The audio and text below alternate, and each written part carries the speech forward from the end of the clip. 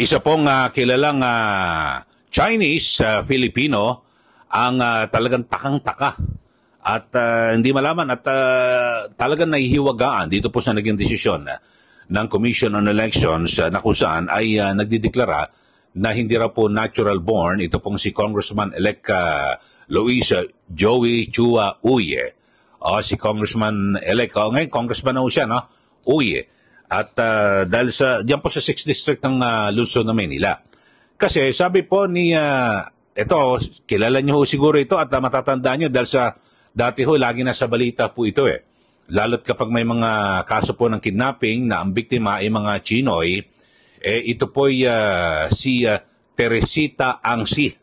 Mga kababayan. At ito pong si Teresita Angsi ay siya po ang founding chairman ng Movement for Restoration of Peace and Order. Yun po mga kababayan. At talagang noon pa kapag may issue po ng kidnapping, lalo na po sa mga Chinoy, ay nako, siya na po ang laging madalas na ma-interview. So, kanyang question at nagtataka, bakit parang tila hindi man lang nag-aral itong mga COMELEC, hindi man lang nagbasa, siguro para matiyak. Kasi alam nyo, ganyan may didesisyonan kayo na isang kaso, alam ba, ano ba nasa konstitusyon? Karamihan, ang dami ko humakilala na kapag ganyan, titignan ho yung yung mismong kung paano, alam ba, ito yung provision. Ang gagawin ho ng mga magagaling ho at talagang yung wala hong kinikilingan at talagang mahusay na mga abogado, ang gagawin po nila ay babalikan ho nila yung debate tungkol sa provision na yon para dun mo kasi makikita kung ano intensyon ng batas. Mga kababayan. Kasi ito, binasa ko ho yung yung sa 1987 na lahat po, hindi na po, may tinukoy na tatay lang o nanay, lahat po tatay man yan o nanay man ng isang isinilang, kapag Pilipino, Pilipino na rin siya. At nakalagay, mamaya, ihimayin ko ho mga kababayan. At isa-isahin natin na hindi ako abogado, hindi tayo nagmamaranong, pero pinagbabasihan natin yung mga sabi natin mas magagaling, matatalino sa atin at nag-iisip po ng matino. Ito, pakinggan muna natin. Ito pong si Ginang Teresita Angsi. I do not know Joey Uy yata apelido niya, Chua Uy. I do not know him, I do not know Abante. Pero nung narinig ko yung discussion tungkol sa citizenship niya, I was very bothered. I mean, I'm really shocked na bakit 3 against 2 yung votes and bank. At pinag-usapan ba nila? And hinimay ba nila yung discussion ng Constitutional Convention? What do they mean when they inserted those born of Filipino mothers before 1972? Hinimay ba nila, pinag-aralan ba nila?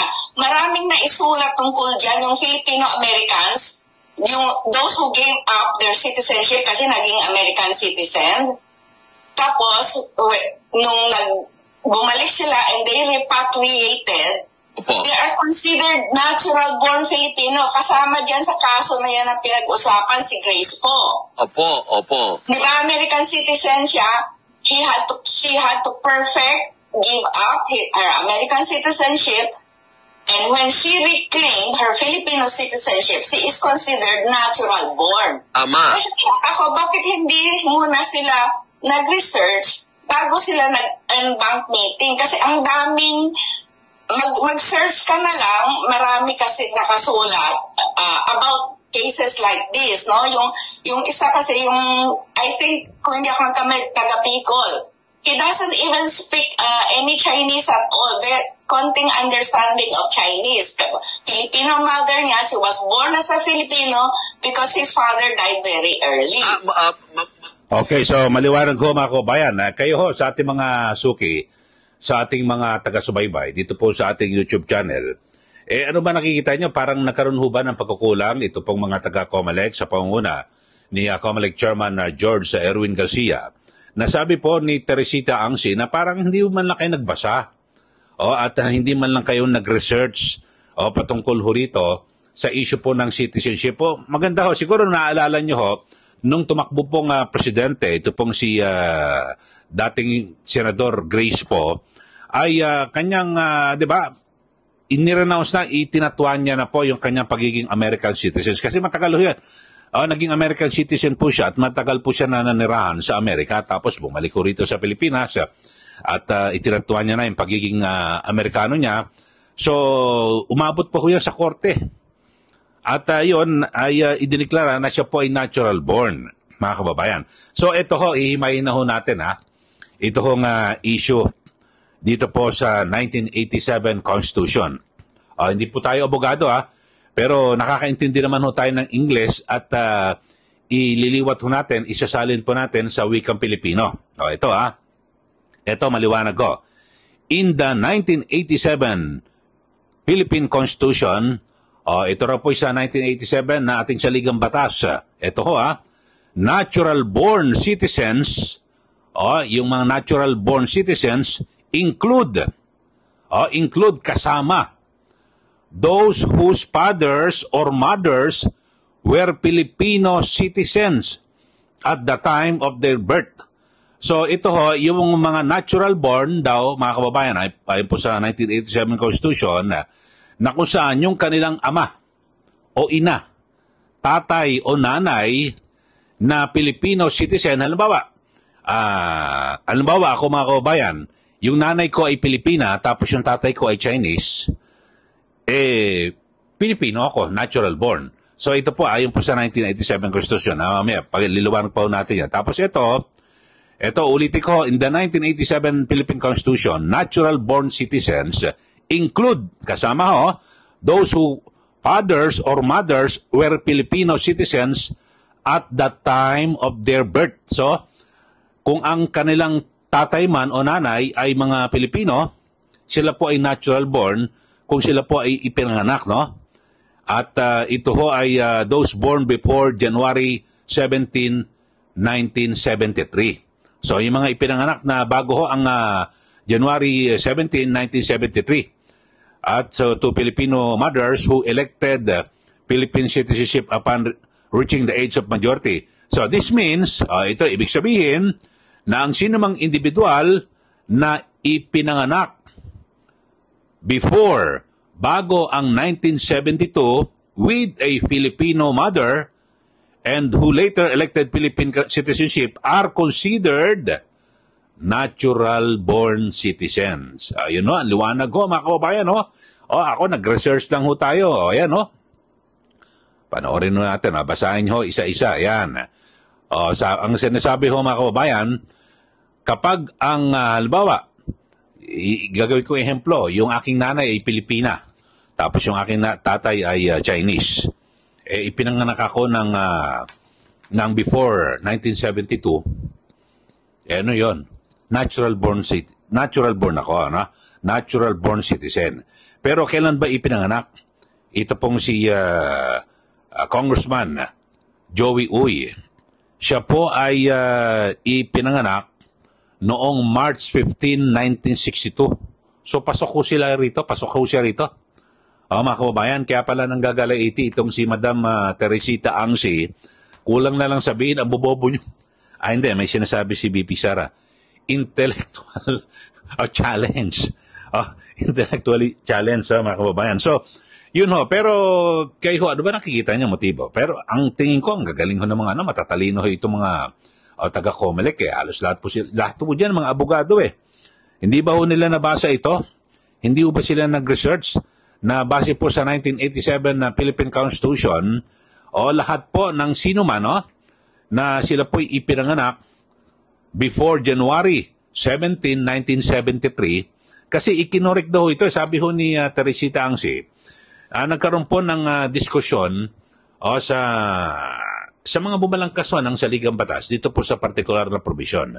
Ang binamagit ho nila para wala nang pagtatalo, basta't yung nanay mo, kasi sa 1935 iba po yun So dito ho, 1987, ito yung kasalukuyang umiiral na batas. Kasi narinig ko po si Congressman si Comelec Chairman Garcia, may binamagit siya ng 1935 Constitution na parang pasok ho ito at 1973, itong si Congressman Uy. Ito ang liwanag na ho Siyempre, pagbabasihan na ho natin yung bago, yung kasalukuyang umiiral na saligang batas, ang liwanag naman po, di po ba?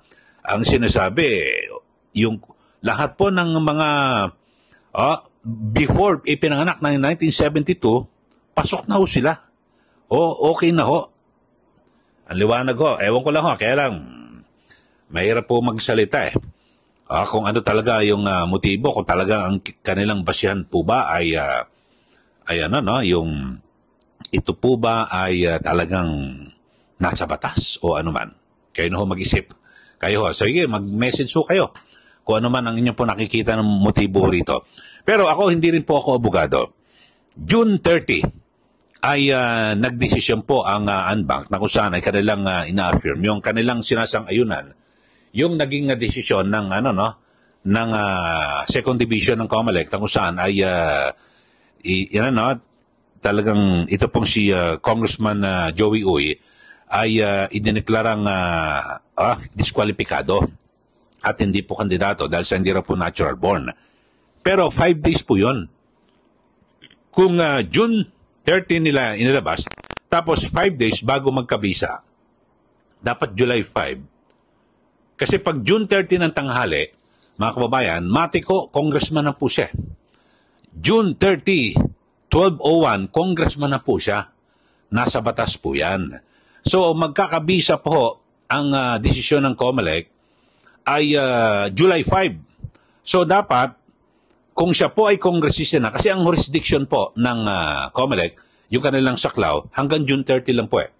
Kapag lumagpas po ng June 30, ito ho, mapupunta na yung kaso sa HRET, yung tinatawag na House of Representatives Electoral Tribunal, na kung saan, pag may mga kaso, tulad po ng citizenship sa isang kongresista, sila na po ang didinig, mga kababayan.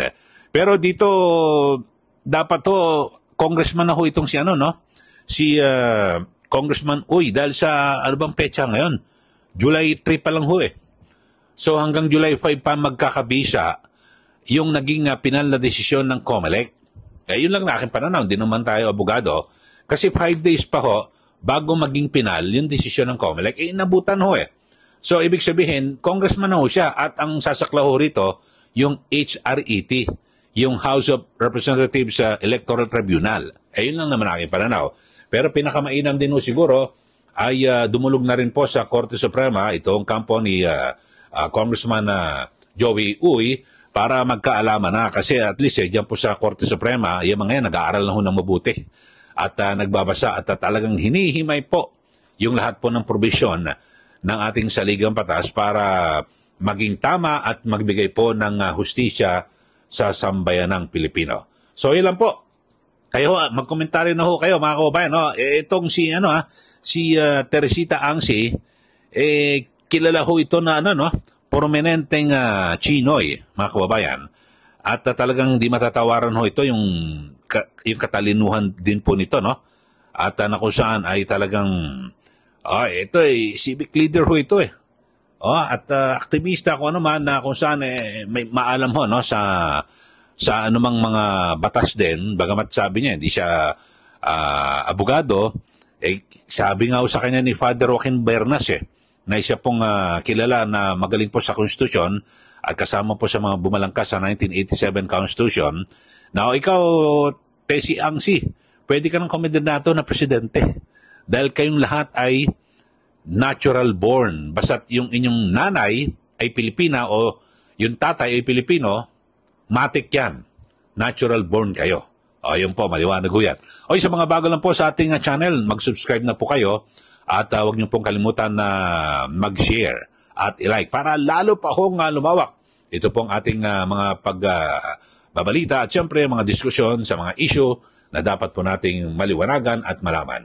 Maraming salamat muli. Ito po si Kaeli. Magandang araw po sa ating lahat.